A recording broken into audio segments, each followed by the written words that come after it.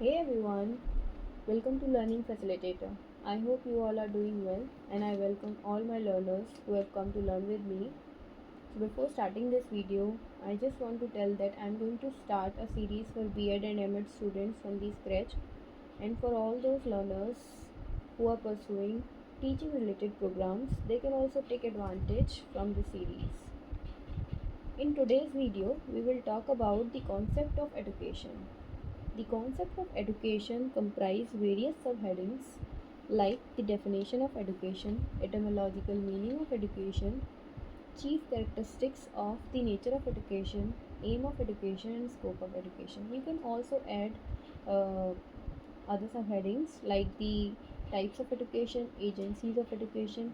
Types of education includes three types of education like formal education, non-formal education and informal education that I'll be covering in my upcoming video, so stay tuned.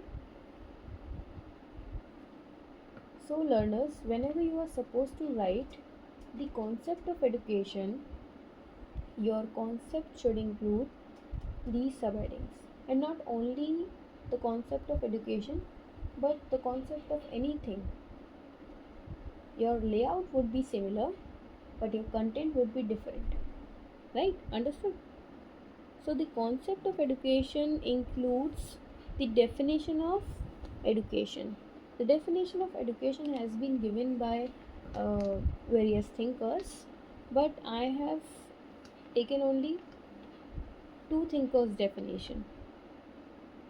Definition according to Gandhiji, he has defined education as, by education I mean an all-round drawing out of the best in the child and man, body, mind, and spirit. So, the keywords of his definition are body, mind, and spirit. He has emphasized on the holistic development of the child. Right? According to Shankaracharya, education is the realization of the self. According to him, education is viewed as the realization of the self. He has emphasized on the personal growth and development of the individual. The keyword of his definition is self realization or the realization of self. Right? So, the etymological meaning of the word education is, this word has come from the Latin roots educare, which means to raise, to nourish, to bring up.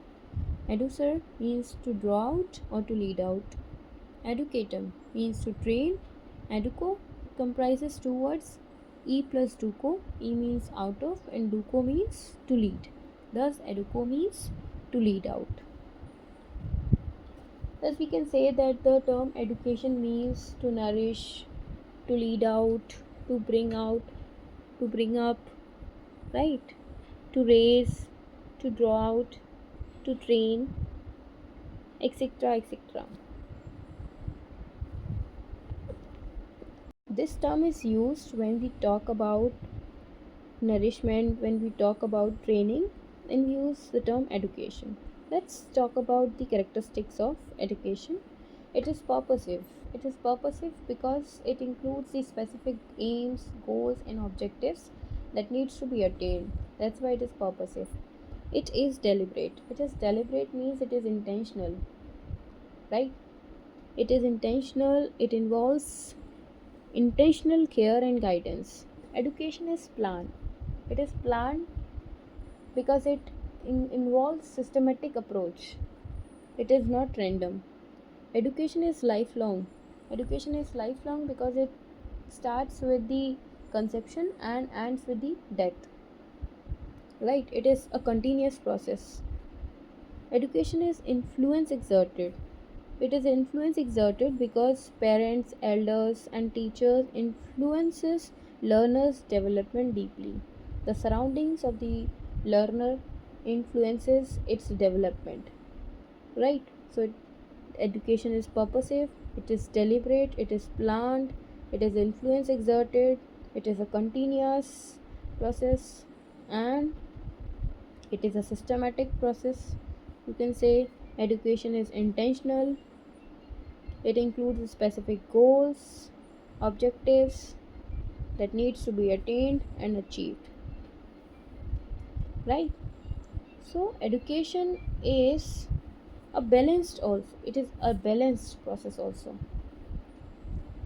because here you are balancing your intention and your purpose. Now let's talk about aim of education.